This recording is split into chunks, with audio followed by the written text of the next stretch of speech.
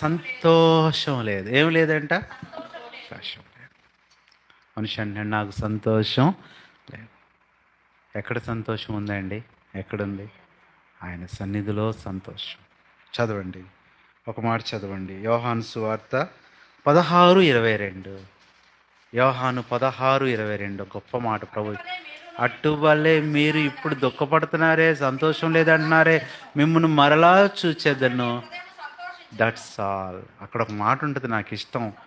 మీ సంతోషం ఎవడు మీ వద్ద నుండి తీసివేయడు. ఎంత బాగుందండి. అది ఆశ్చర్యం అండి. ఒకసారి ఆ ఊర్లో ఈ సర్వే జరుగుతుందంట. అప్పుడు ఎవరెవరు ధనవంతులు, ఎవరు పేదవాళ్ళు అనేది వాళ్ళు ముందు రాసుకొని పెట్టుకోవాలంట. అంటే ఆ సర్వే జరుగుతుంది. ఒక్కొక్క బోర్డు, మేము మధ్యతరగతి అని, కొంతమంది పేదవాళ్ళమని, కొంతమంది ఎంత ధనం అని. ఒకరు బోర్డు పెట్టారంట, మీ ఊర్లోకి అందరికంటే మేమే ధనవంతులమని బోర్డు పెట్టారంట. అని చెప్పి ఇక ఎలక్షన్స్ అనేవి నీ తీయటం మర్చిపోయారు. ఈ అన్నోళ్ళు పాపం అడ్రస్లు ఎత్తుకుంటా ఉన్నారు పగలు, రాత్రికి వెళ్దామని. ఎవరు అన్నోళ్ళు అంటే ఎవరు? మీ అన్నోళ్ళేనా?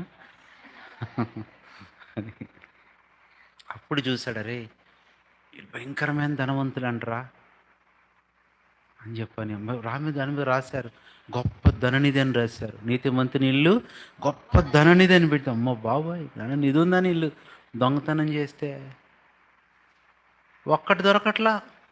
ఆ పాత చీరలే, పాత లుంగీలే, సొక్కాలే, బనీన్లు అవి కూడా చిల్లులు అంట. ఇక కోపం వచ్చి అలా లేపారంట, లేండి లేండి అని. ఏందిరా, ఏమయ్యా ఏం బోర్డు పెట్టారు మీరు?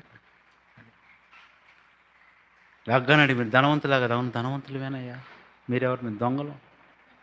మరి ఏం దొరకట్లేదంటే, అయ్యా మేము చెప్పిన ధనం అది కాదయ్యా, మా ధనం చాలా గొప్పదయ్యా అని వాక్యంలో చెప్పారంట. విలువైన ధనం అయ్యా మాది, గొప్ప ధనం అయ్యా, క్రయధనం అయ్యా, మూల్యధనం అయ్యా, రక్షణే గొప్ప ధనం అయ్యా, మాకు దేవుడిచ్చిన విశ్వాసం గొప్ప ధనం అయ్యా. వాళ్ళు అన్నారండి, ఎన్ని మీ దారే పెట్టుకుని బోర్డులు పెట్టి మాకు టైం వేస్ట్ చేయమాకండి.